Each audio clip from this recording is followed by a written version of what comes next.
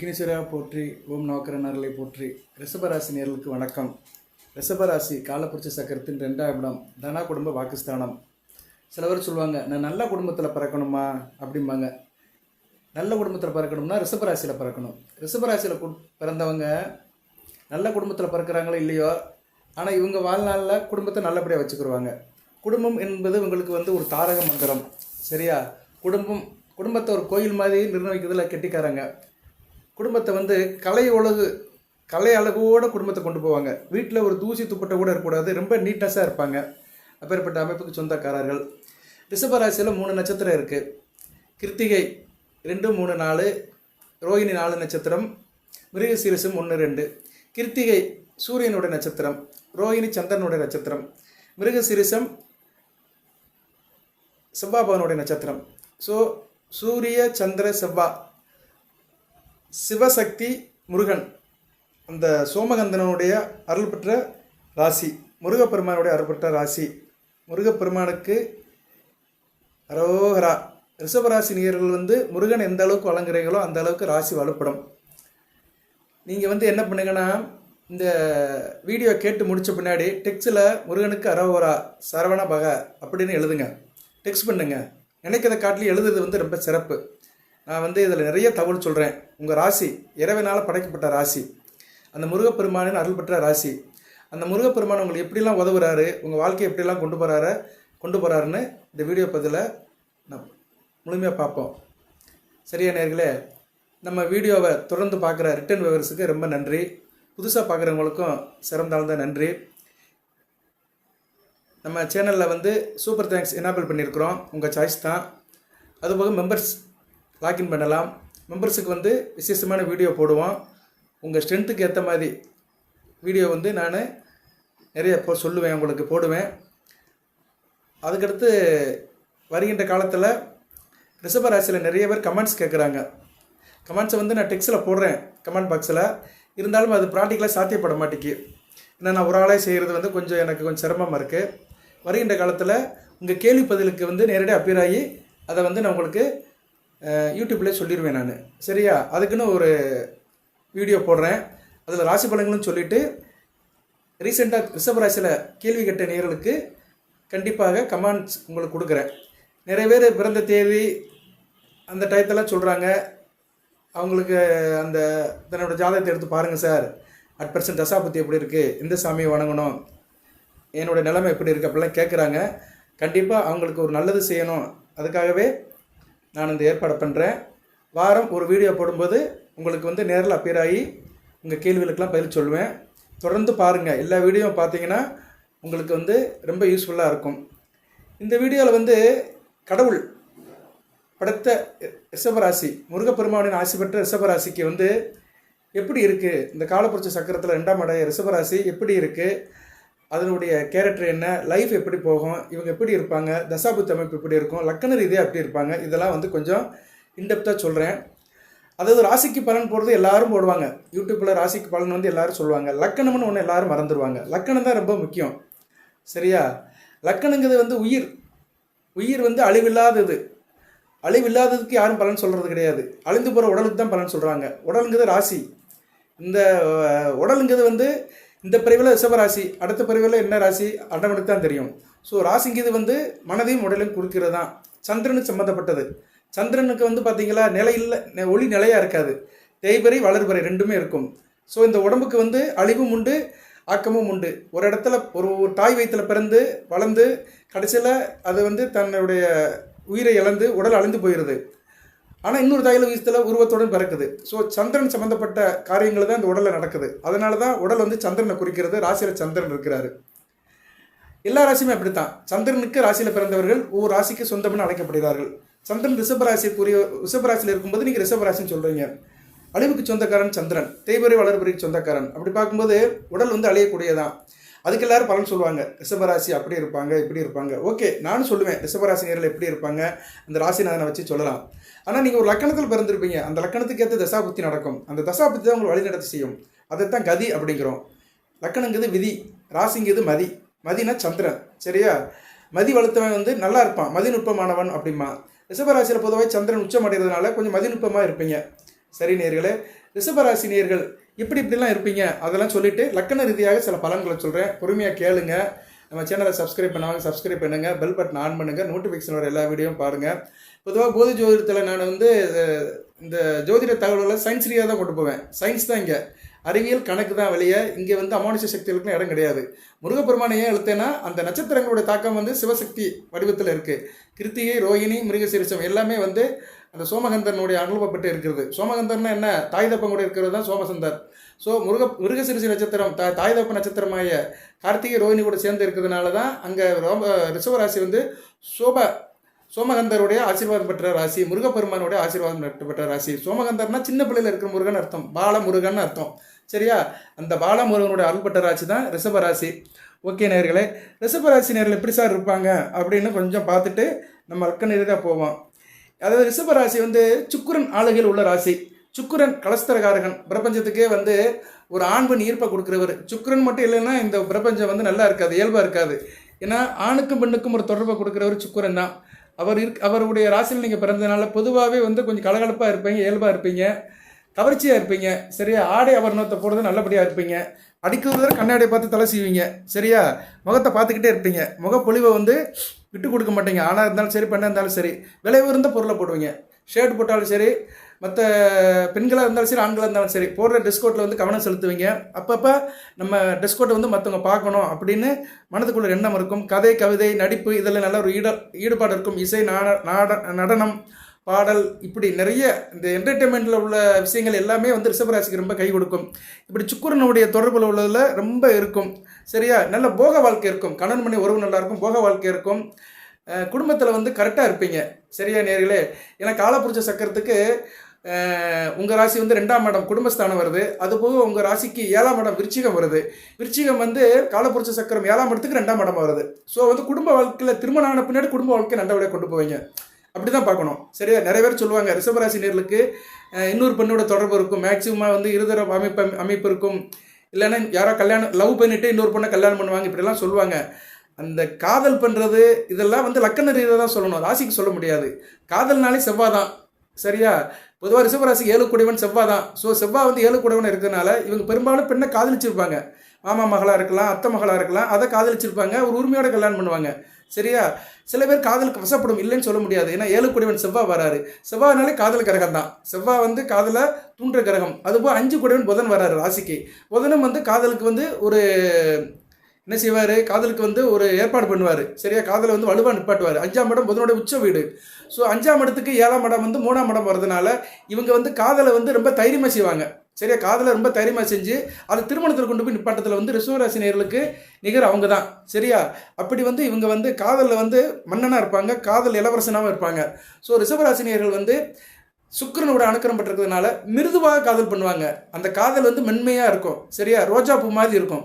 ரோஜா பூவில் பனித்துளி விழுந்து அப்படி இருக்கும். அது மாதிரி இவங்க காதல் அப்படி ரொம்ப மென்மையாக இருக்கும். அது ஸ்பரிசத்தை மென்மையாக உணர்த்துவாங்க. இப்படி நிறைய சொல்லிட்டே போகலாம். வீட்டில் ஆடம்பர பொருட்கள்லாம் வாங்கி வச்சுருப்பாங்க. வீட்டில் ஷோகேஸு, அப்புறம் செல்ஃபு, கப்போர்டுலெல்லாம் ஆடம்பர பொருட்களை வாங்கி அழகுபடுத்தி வைப்பாங்க. அது மாதிரி பொருட்களை கேதர் பண்ணுறதுல இவங்களுக்கு ரொம்ப இன்ட்ரெஸ்ட் இருக்கும். திரைப்படம் பார்ப்பாங்க, திரைப்படத்துலேயும் நல்ல ஒரு இன்ட்ரெஸ்ட் இருக்கும். திரைப்பட நடிகர்கள் நிறைய பேர் ரிஷபராசியில் இருக்கிறாங்க. ஸோ திரைப்படத்துறை நல்லாயிருக்கும். அதே மாதிரி நல்ல படத்தை அடிக்க தூரம் பார்ப்பாங்க. முதல் நாள் ஒரு ஷோ போயிருப்பாங்க, அது படம் நல்லா இருக்குன்னா மறுநாள் ஃபேமிலியோடு கொண்டு போய் பார்ப்பாங்க. அந்த படம் பார்க்குறதுல இவங்களுக்கு நிகர் இவங்க தான். நல்ல ஒரு சந்தோஷமாக அனுபவிப்பாங்க. இறைவன் இந்த பூமியில் படைச்சி எந்தெந்த சந்தோஷமெல்லாம் இருக்கோ அது நல்லபடியாக செய்யணும்னு நினைப்பாங்க. டிரைவிங்கில் மன்னனாக இருப்பாங்க. சரியா, காரை ஓட்டி கண்ணப்பன் மாதிரி நல்லா டிரைவிங்கில் இருப்பாங்க. எதுக்கு நான் அந்த கண்ணப்பன் சொன்னேன்னா, கிருஷ்ண பரமாத்மா அர்ச்சனுக்கு தேர் ஓட்டியாக இருந்தார். சரியா, அந்த காலத்தில் தேர், இந்த காலத்தில் காரு. அதனால கண்ணப்பன் சொல்கிறேன். கண்ணப்பன் அவர் தானே, கண்ணன் தானே, கண்ணன் ப்ளஸ் அப்பன் கண்ணப்பன். ஸோ கண்ணனும் கிருஷ்ணனும் ஒன்று தான். ஸோ அவர் தேரை ஓட்டினார், இவங்க காரை ஓட்டுவாங்க. கார் ஓட்டுறதுல நல்ல ஒரு ரசித்து ஓட்டுவாங்க. கார் ஓட்டுறதுல இவங்க கில்லாடியாக இருப்பாங்க. சரியா நேயர்களே, அருமையாக பார்க்கப்படுகிறது.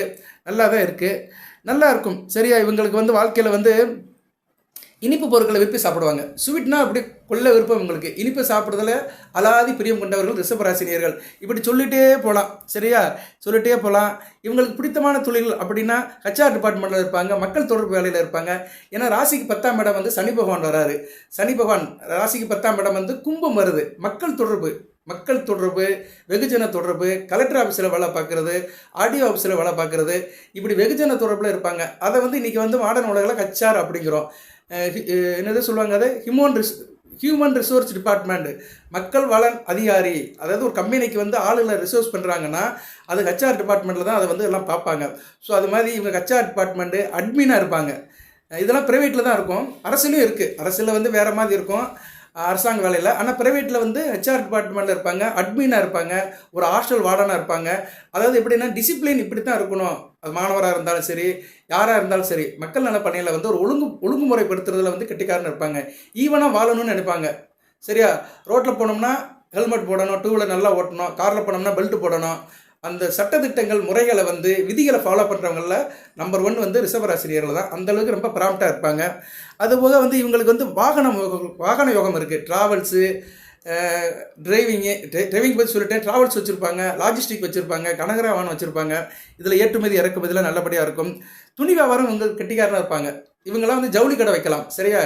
டெக்ஸ்டைல் மில்லு, ஜவுளி கடை, இது மாதிரி இதில் வைக்கலாம். பட்டு நூல் இதிலெல்லாம் கொடியிட்டு பறப்பாங்க. ரிஷபராசியில் வந்து சில பர்டிகுலர் லக்கணத்தில் பிறந்தவங்களுக்கு மிகச்சிறப்பாக இருக்கும். அதெல்லாம் நான் அடுத்தடுத்து சொல்கிறேன், பொறுமையாக கேளுங்க. இன்னும் கூடுதல் தகவல்லாம் சொல்கிறேன். உங்கள் ராசி இறைவனால் படைக்கப்பட்ட ரிஷபராசிக்கு எந்தெந்த லக்கணத்துக்கு எந்தெந்த தெய்வத்தை வழிபாடு பண்ணுனா உங்கள் வாழ்க்கை மேற்கொண்டு சிறக்கும், அந்த வழிபாடு ஸ்தலங்கள்லாம் எங்கெங்கே இருக்குது எல்லாத்தையும் சொல்கிறேன். வந்து உங்கள் கேரக்டர் வைஸ் கொஞ்சம் அப்டேட் பண்ணிக்கிட்டு ஒன் பை ஒன்னாக போக நேரில். இது வாழ்நாள் முழுக்க ரிஷபராசியில் பிறந்தவர்களுக்கு பயனுள்ளதாக இருக்கும். சரியா? ரிஷபராசின்னு பிறந்துட்டிங்கன்னா உங்கள் வாழ்நாள் முழுக்க அது கேட்டுக்கலாம். கண்டிப்பாக இது உங்களுக்கு கோயின்சைட் ஆகும். சரியா? அதனால ராசிக்கு 10ஆம் இடம் கும்பம் வரதுனால அரசியல் தொடர்பு உங்களுக்கு நல்லபடியாக இருக்கும். அரசியல் கட்சியில் சேர்ந்தீங்கன்னா நல்லபடியாக இருப்பீங்க. அரசியல் கட்சியில் தகவல் தொழில்நுட்ப டிபார்ட்மெண்ட்டில் கெட்டிக்காரனாக இருப்பீங்க. சரியா? கம்யூனிகேஷன் ஸ்கில் வந்து உங்களுக்கு ரொம்ப சிறப்பாக பார்க்கப்படுகிறது. நகை வியாபாரம், வெள்ளி வியாபாரம், கற்கள் வியாபாரம், ஸ்டோன் வியாபாரம் இதெல்லாம் எடுக்கலாம். சரியா? இதெல்லாம் உங்களுக்கு சிறப்பாக பார்க்கப்படுகிறது. அதுபோல் கரும்பு தொழிற்சாலை வைக்கலாம், இனிப்பு சம்மந்தப்பட்ட பிஸ்னஸ் பண்ணலாம், ஸ்வீட் ஸ்டால் வைக்கலாம், மது சம்மந்தப்பட்ட ப்ராடக்ட்லாம் இருக்கலாம். டாஸ்மார்க்கில் இது பார் எடுக்கிறது, அங்கே அது சம்மந்தப்பட்ட வேலையில் இருக்குது. இது மாதிரி வேலையெல்லாம் உங்களுக்கு வரும். சரியா நேர்களே? அதுபோக வந்து சில பேர் வந்து பெண்கள் விஷயத்தில் கொஞ்சம் ஈடுபாடாக தான் இருப்பீங்க, இல்லைன்னு சொல்ல முடியாது. பெண்கள் விஷயத்தில் வந்து கொஞ்சம் நல்லா இருப்பீங்க. பெண்களை வச்சு சில தொழில் நடக்கும். பெண்கள் மெஜாரிட்டியாக இருக்கிற தொழில்கள் இந்த கார்மெண்ட்ஸ் தொழில், அப்புறம் வந்து தையல், இப்படிலாம் நிறைய இருக்குது. பார்த்தீங்களா? திருப்பூர்லாம் போனோம்னா எக்ஸ்போர்ட்டுக்கு வந்து இது பண்ணிகிட்டு இருப்பாங்க, ஏற்றுமதிக்கு வந்து துணிமணியெல்லாம் ஒரு கார்மெண்ட்ஸ் மாதிரி வச்சு அங்கே வந்து ஒரு பெண்கள் அதிகமாக வேலை வச்சு அவங்கள வச்சு தொழில் பண்ணுவாங்க. அது மாதிரி பெண்கள் எங்கே மெஜாரிட்டியாக இருக்கிறாங்களோ அங்கே வந்து ரிஷபராசினியர்கள் இருப்பாங்க, ரிஷபராசி ஆண்கள் இருப்பாங்க. அதே மாதிரி ரிஷபராசி பெண்கள் வந்து ஆண்கள் எங்கே வந்து கொஞ்சம் இதாக இருக்கிறாங்களோ அந்த இடத்துல இருப்பாங்க. எதாக இருக்காங்க சார்னா, பெண்கள் எப்படி இருப்பாங்கன்னா, ரிஷபராசி பெண்கள் பொதுவாகவே வந்து கொஞ்சம் நளினமாக இருப்பாங்க, அழகாக இருப்பாங்க, எப்போயுமே மேக்கப் கைமாக இருப்பாங்க, நல்லா சமையல் பண்ணுவாங்க. இவங்க சமையலை வந்து யாரும் குறை சொல்லக்கூடாது, யாரும் குறை சொல்லக்கூடாதுன்னு நினச்சி சமையல் பண்ணுவாங்க, நல்லா டேஸ்ட்டாக பண்ணுவாங்க. சுக்கரன் அணுக்கிற மற்றவங்க அளவா அதுவே 2ஆம் இடம் குடும்பம். ஸோ குடும்பத்தின் குத்துவிளக்கே பெண்கள் தான். அதனால் குடும்பத்தை எப்படி கொண்டு போகணுங்கிறதுல வந்து இங்கே பெண்கள் ரொம்ப சிறப்பாக இருப்பாங்க, நல்லபடியாக இருப்பாங்க. ஆண்களை வசியப்படுத்தல் கெட்டிக்காரனாக இருப்பாங்க. பொதுவாக வந்து இவங்க ஆண்கள்கிட்ட நல்லபடியாக பழகுவாங்க ரிஷபராசி பெண்கள். சரியா? ரிஷபராசி பெண்கள் வந்து ஆண்கிட்ட நல்லா பழகுவாங்க, நல்ல விதமாக பார்க்கப்படுகிறது. குறிப்பாக ரிஷபராசி பெண்கள் வந்து மகர ராசி ஆண்களை வந்து லைக் பண்ணுவாங்க. சரியா? ரிஷபராசிக்கும் மகர ராசிக்கும் ஒரு ஈர்ப்பு இருக்குது. ரிஷபம் மகரம் வந்து ஒரு ஈர்ப்பு இறைவனாலேயே அது கொடுக்கப்பட்டு இருக்கிறது. ஏன்னா ஒரு கோண ராசி. இது வந்து சந்திரன் ஆளுகள் இருக்கிறது. சந்திரன் உச்சம்னா அங்கே செவ்வாய் உச்சம். சரியா? ஏன்னா வந்து சந்திரனுக்கு செவ்வாய் வந்து ரொம்ப இணைபிரியாத கிரகங்கள். சந்திர மங்கள யோகம் அப்படிம்பாங்க.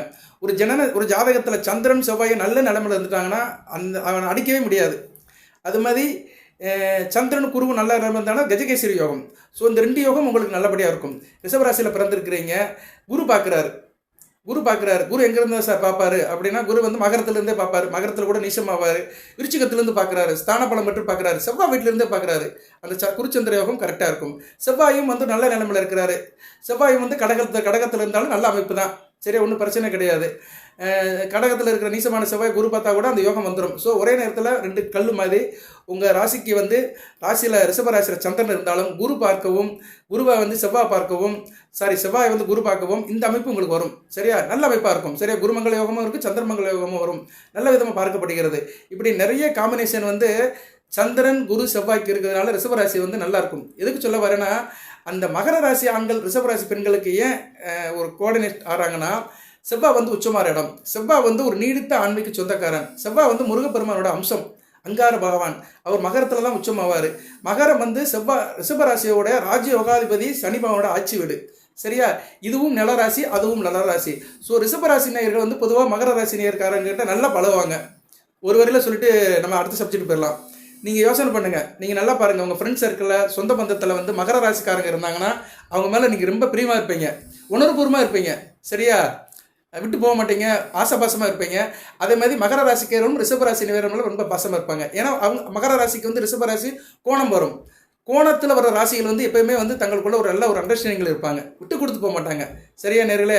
அதாவது ஆசாபாசமாக இருப்பாங்க, காசு பணத்துக்கெல்லாம் கவலைப்பட மாட்டாங்க, இதயபூர்வமாக உளமாற நல்லபடியாக இருப்பாங்க, உங்கள் நலத்தில் நல்ல அக்கறையாக இருப்பாங்க. ஸோ மகரமும் ரிஷபமும் வந்து நல்ல ஒரு அண்டர்ஸ்டாண்டிங்கான அமைப்பு. காலபுருஷ சக்கரத்தில் வந்து மகரம் வந்து கர்மஸ்தானம், இது வந்து குடும்பஸ்தானம். ஸோ ஒரு குடும்பத்தில் ஒருத்தர் தொழில் பண்ணணும். அதனால் ரிஷபராசினியர் வந்து தொழில் பண்ணுறதுல வந்து ரொம்ப நல்ல விதமாக பார்க்கப்படுகிறது. தொழில் பண்ணி அதில் வந்து புண்ணியத்தை தேடுவாங்க.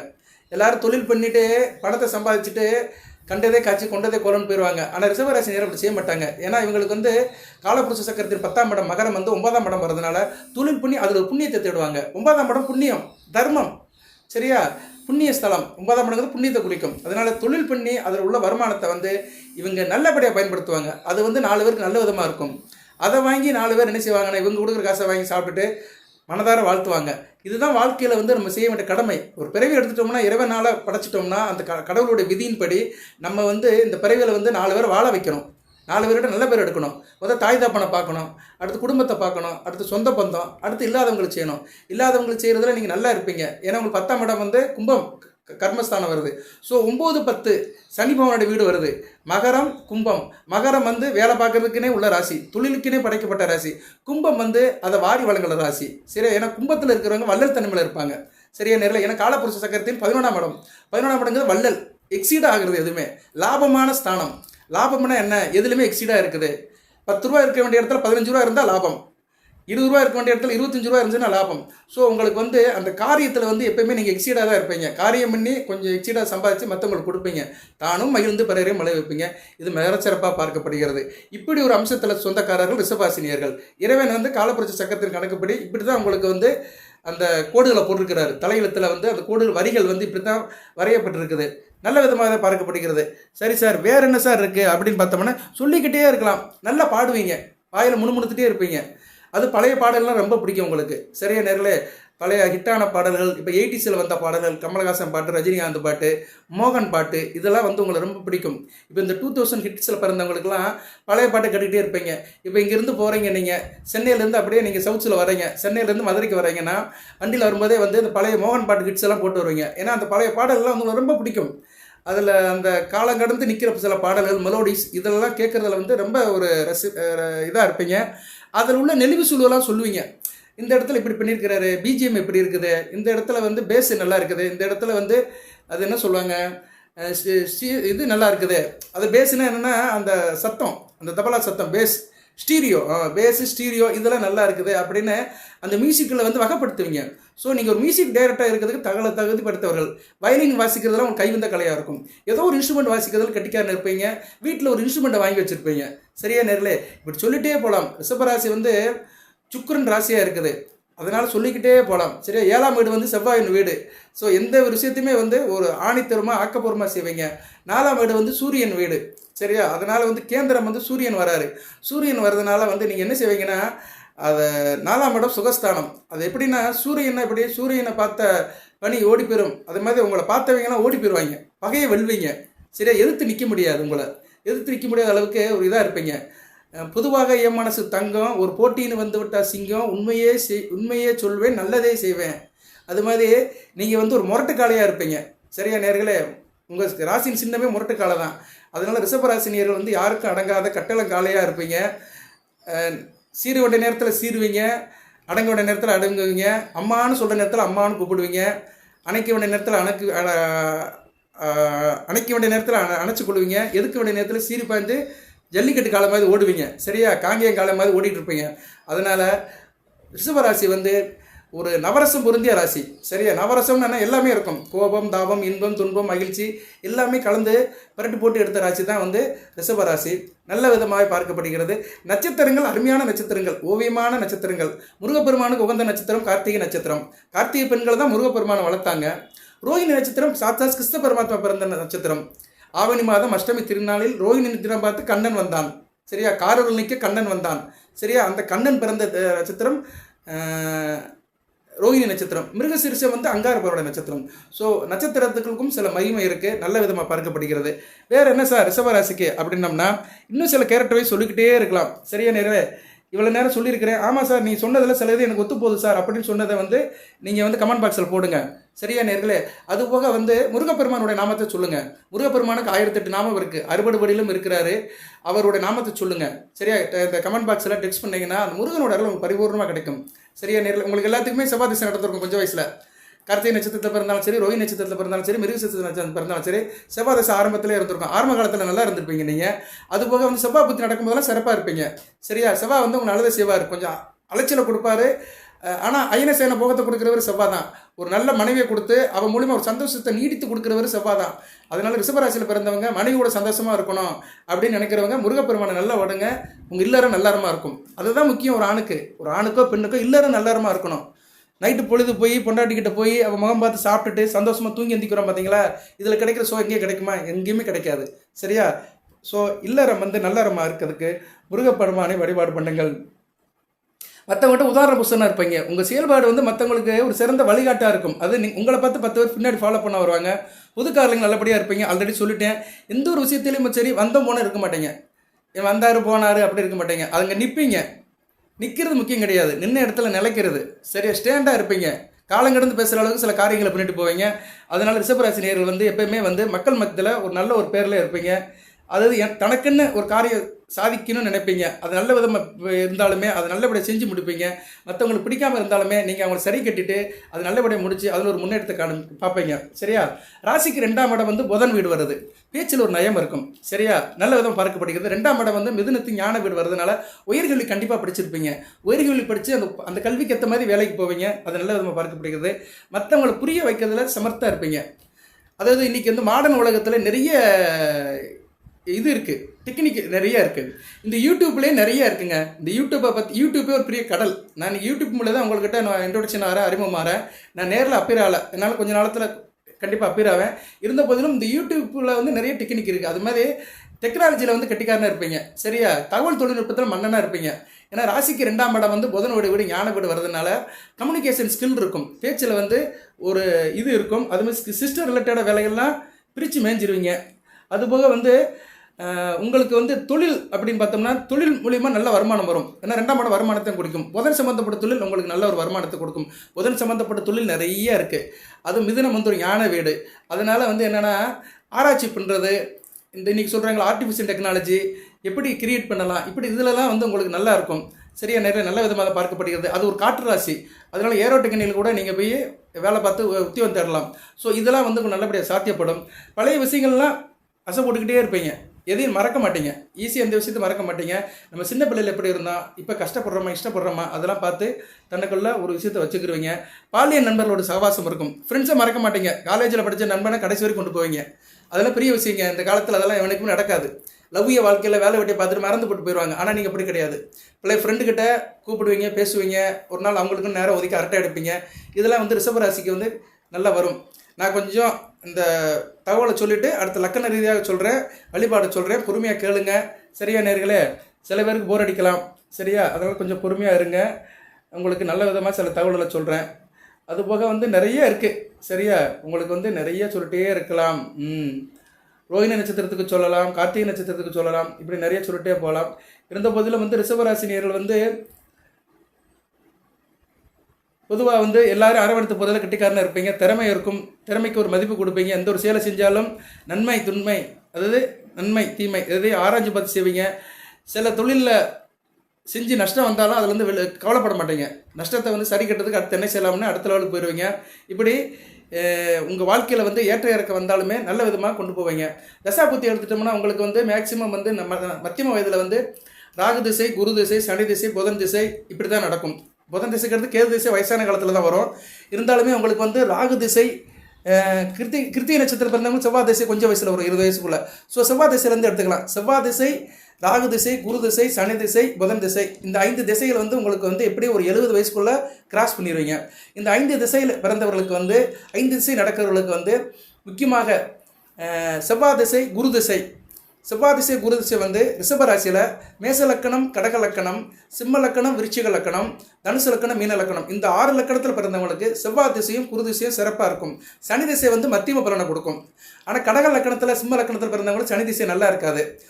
அதே மாதிரி ராகு திசை, புதன் திசை, சனி திசை, இந்த 3 திசையும் வந்து ரிஷபராசியில் ரிஷப லக்கணம், துலா லக்கணம், மிதுன லக்கணம், கன்னியா லக்கணம், மகர லக்கணம், கும்ப லக்கணம், இந்த லக்கணத்தில் பிறந்தவங்களுக்கு நல்ல விதமாக பார்க்கப்படுகிறது.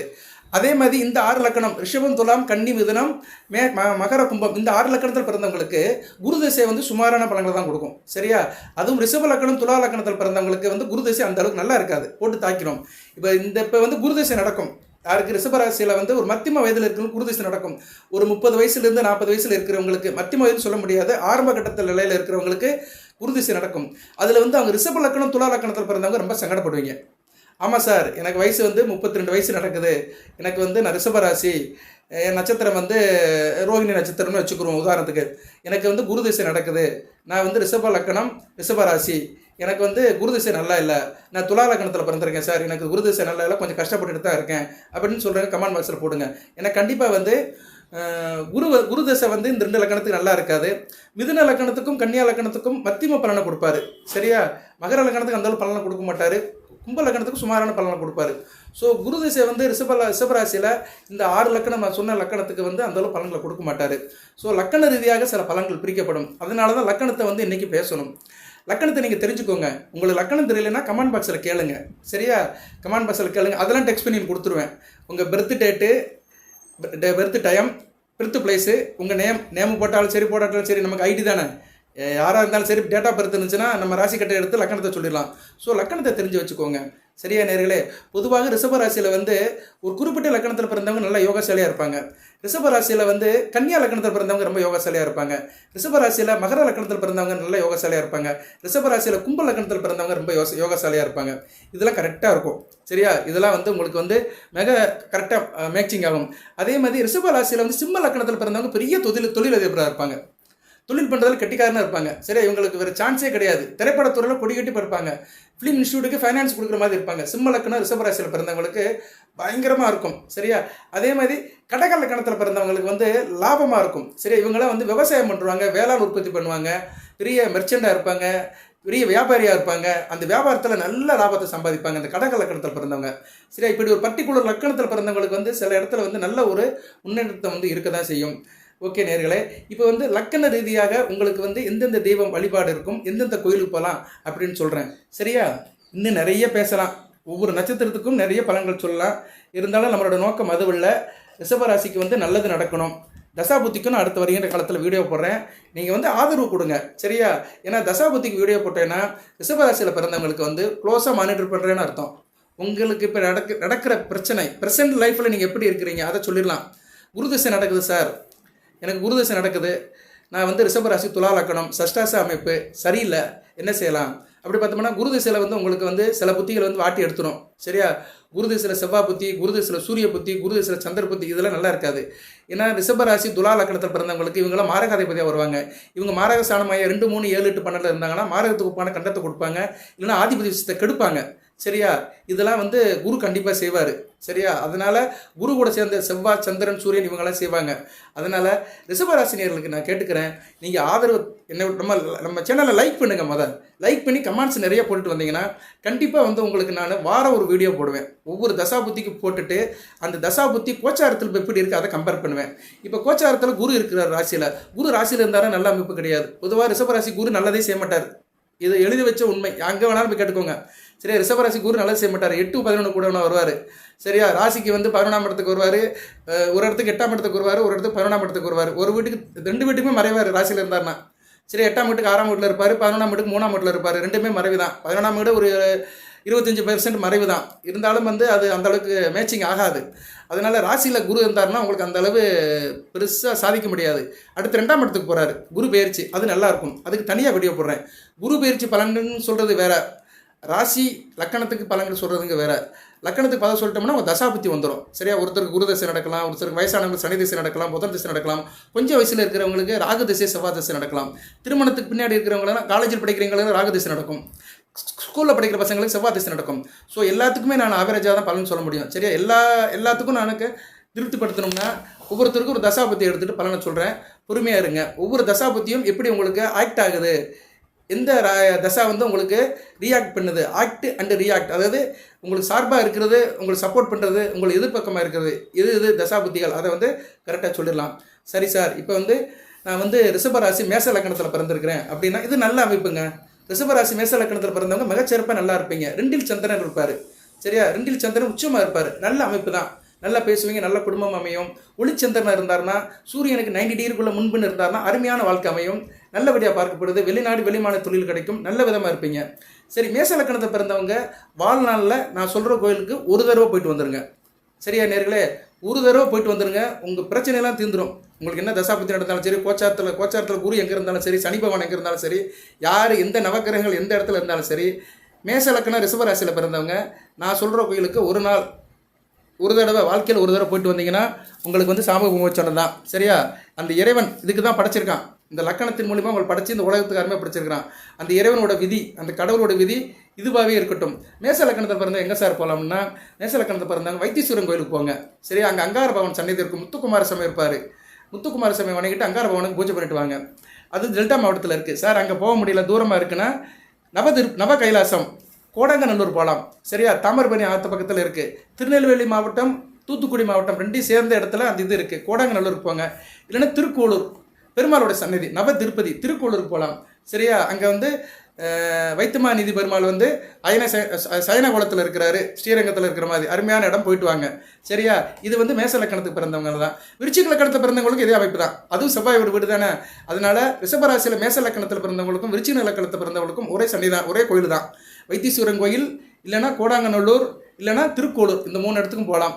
ரைட்டு. இதில் எது சந்தேகம் இருந்தால் கமெண்ட் பாக்ஸில் கேளுங்க.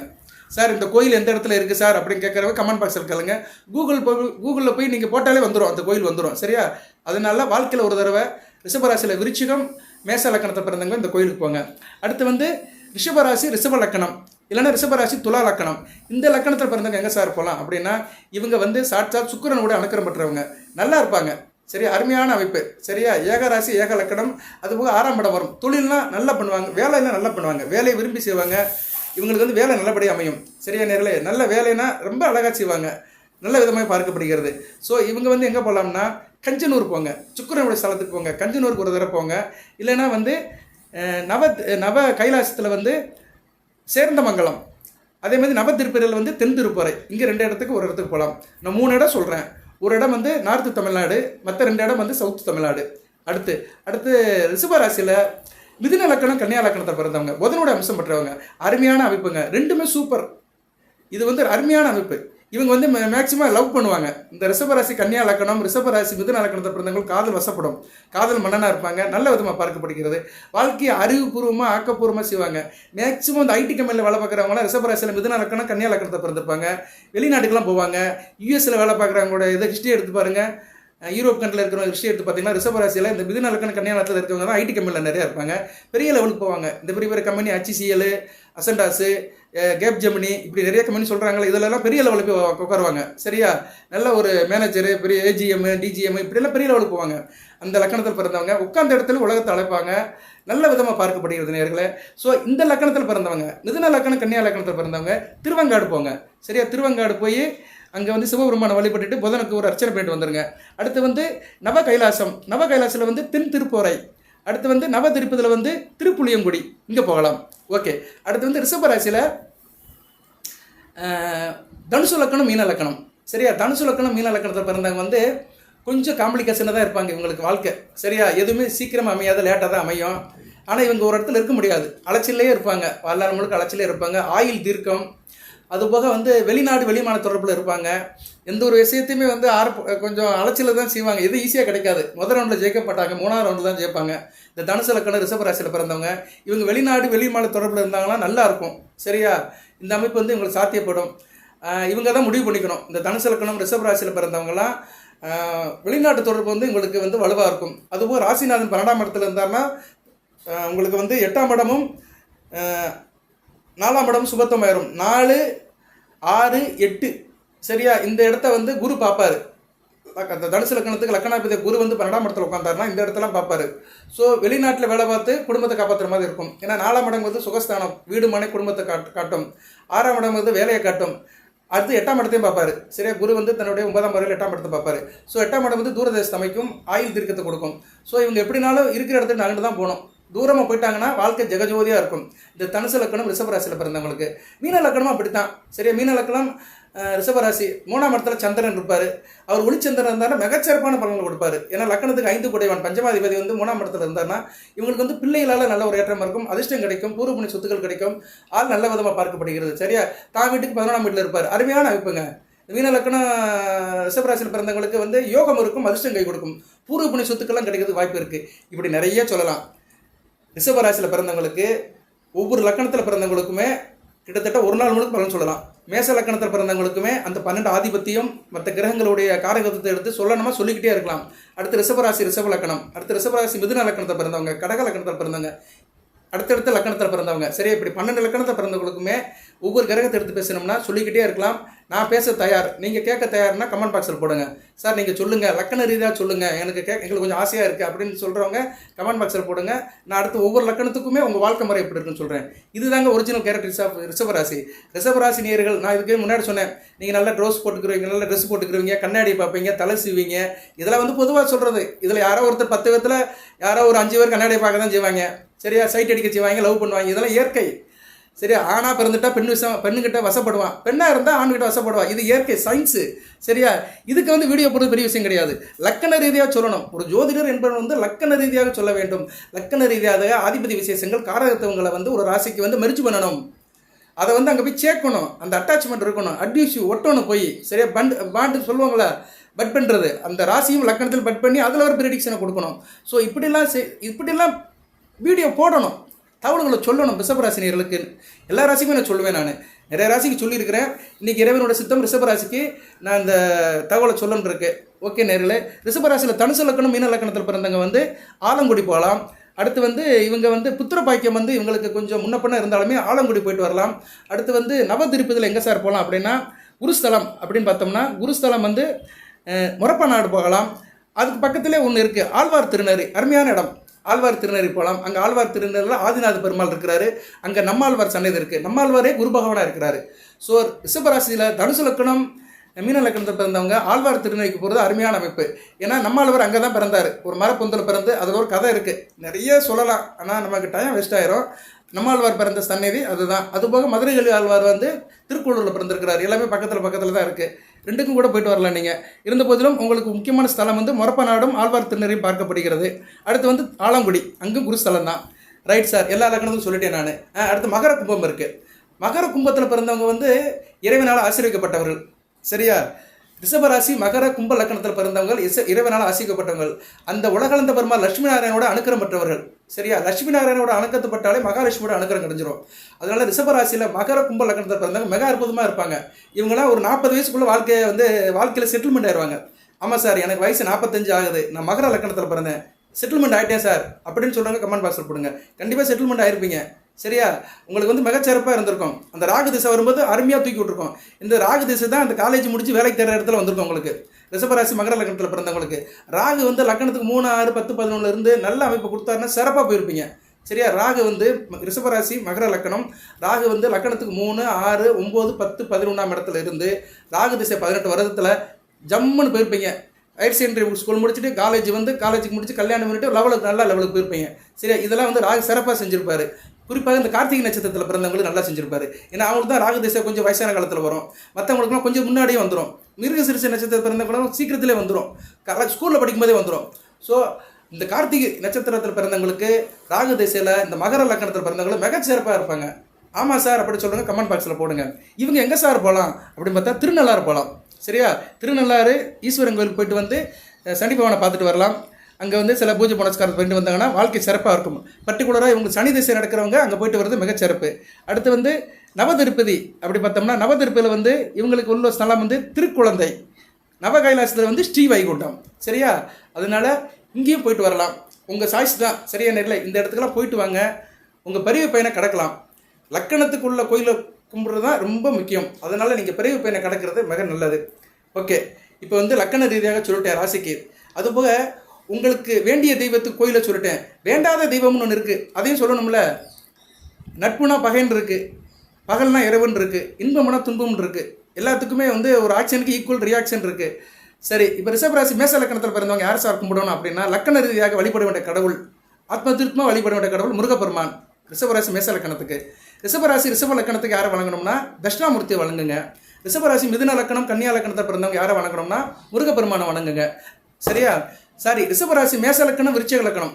மறுபடியும் சொல்கிறேன் நான், உங்களுக்கு வந்து ஆகாத கிரகத்தோடைய கடவுள் இது. இந்த தெய்வத்தை வணங்கிட்டீங்கன்னா உங்களுக்கு பிரச்சனை வராமல் இருக்கும். சரியா? உங்களுக்கு சப்போர்ட் பண்ணுற கிரகம் சப்போர்ட் பண்ணுவார்.